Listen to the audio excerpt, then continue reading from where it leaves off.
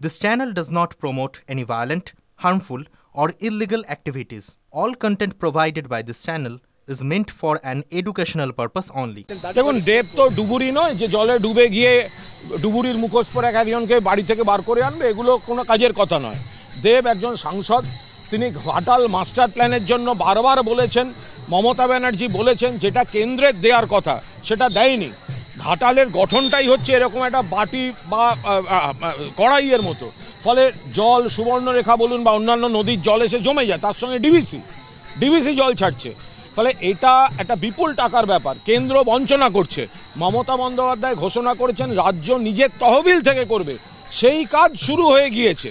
ফলে এটা তো আলাদিনের আশ্চর্য প্রদীপ নয় যে এতদিনের কেন্দ্রের বঞ্চনা আমরা একটা প্রদীপ ঘষে দিলাম আর সব সমস্যা দূর হয়ে গেল। প্রথম কথা, কেন্দ্র কেন এতদিন বঞ্চিত করেছে, আর দেব সাংসদ হিসেবে কেন্দ্রের দৃষ্টি আকর্ষণ করেছেন।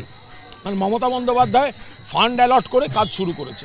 মীনাক্ষী মুখোপাধ্যায়ের, তিনি কি জানেন গড়িয়াহাটে যখন বালিগঞ্জ উপনির্বাচন, তখন তাদের গুলিতে কিভাবে নিরীহ কর্মীর বডি পড়েছিল রাস্তার উপর, সেটা বাই ইলেকশন ছিল। মীনাক্ষী মুখোপাধ্যায় জানেন যে ওনার এক জেঠুর নাম রবীন্দ্র দেব থেকে সেদিন থেকে রিগিং দেব হয়ে গেছিল।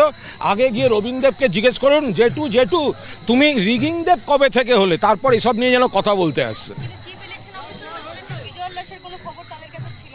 একটা বড় এলাকায় যদি বিজয় উল্লাস বা কোনো মিছিল হয় তাহলে প্রত্যেক পাড়ায় নিয়ম করে ওইভাবে দেয়াটা, দেখুন এটা যাদের 4টে লোক, যাদের 40টা লোক, তারা ওইখানে একটা নিয়ম করে 7 দিনে একটা মিছিল করবে, নোটিশ দিতে পারে।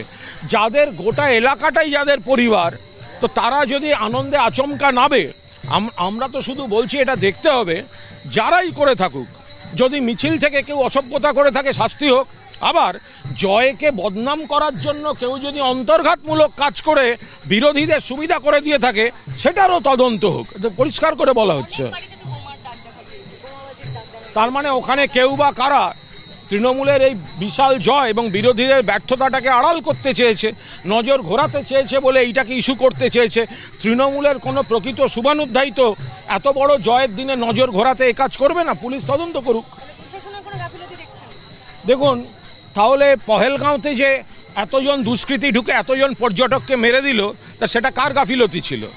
ইন্টেলিজেন্স তখন কি করছিল? ওটা তো অত বড় সীমান্ত, পাকিস্তান সীমান্ত, ঢুকে এলো পহেলগাঁওতে 26 জনকে মেরে দিয়ে গেল। তো সেইটা যদি প্রশাসনিক গাফিলতি না হয়, তাহলে একটা এত বড় এলাকায় একটা পাড়ায় একটা ঘটনা ঘটেছে, খুব খারাপ ঘটনা করেছে, আমরা নিন্দা করছি। আমরা বলছি যে বা যারা করেছে তারা বিজেপি করুক, সিপিএম করুক, যে দল করুক, তৃণমূল করুক, ধরা পড়ুক, ফাঁসি চাই। এটা তৃণমূল কংগ্রেস, তারা নিন্দা করে, মুখ্যমন্ত্রী নিন্দা করেন। আর যারা নিন্দা করে না, যাদের জমানায় এই ধরনের ভুরি ভুরি ঘটনা ঘটেছে, তারা বড় বড় কথা বলবে, এটা সহ্য করা হবে না।